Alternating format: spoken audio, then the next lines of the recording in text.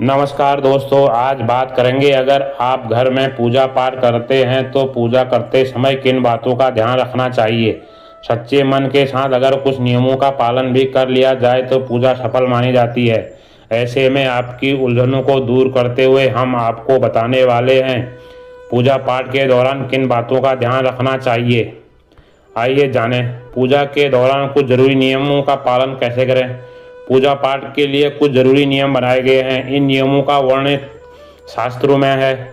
इन नियमों के अनुसार पूजन करते समय मनचाहा फल प्राप्त होता है। वैसे तो कहते हैं ईश्वर को प्रसन्न करने के लिए मन की सच्ची भक्ति होनी चाहिए, फिर भी हमारा मन कई बार पूजा पाठ के सही या गलत विधि विधानों में उलझ जाता है। कई बार हम दिन रात ईश्वर का स्मरण करते हैं लेकिन फल नहीं मिलता, क्योंकि जानकारी न होने पर हम कुछ गलतियां भी कर जाते हैं। हालांकि ईश्वर सिर्फ भाव चाहते हैं, किंतु सच्चे मन के साथ अगर कुछ नियमों का पालन भी कर लिया जाए तो पूजा सफल मानी जाती है।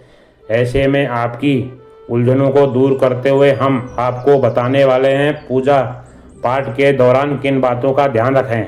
आइए जानें।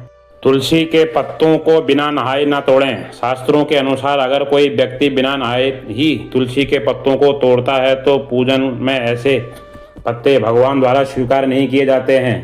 साथ ही आपको बता दें कि तुलसी के पत्तों को 11 दिनों तक बासी नहीं माना जाता है।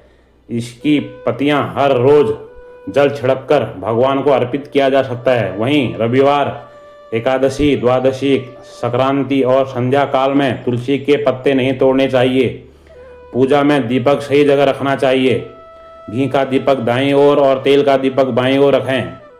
जल, पात्र, घंटा, धूपदानी जैसे चीज़ों हमेशा बाईं तरफ रखें।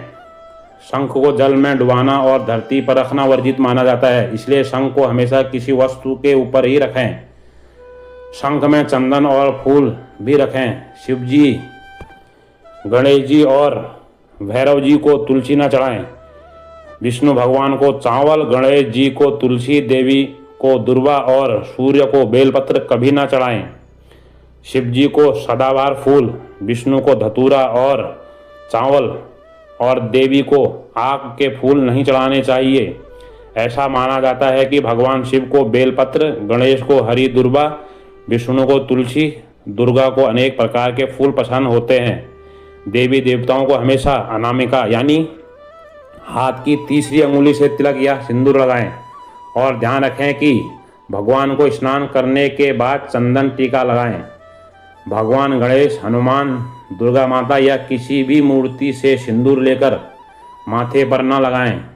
पूजा के लिए अगर आप कोई चीज़ लाना भूल गई तो परेशान न हों और पूजा बीच में बिल्कुल ना छोड़ें। ऐसे में भगवान को चावल और फूल चढ़ाएं और मन में उस चीज़ का ध्यान करें। किसी भी पूजा में मनोकामना की सफलता के लिए दक्षिणा जरूर चढ़ाएं, तभी पूजा सफल मानी जाती है। भगवान की आरती की तैयारी करते समय एक दीपक से दूसरा दीपक, धूप या कपूर कभी ना जलाएं।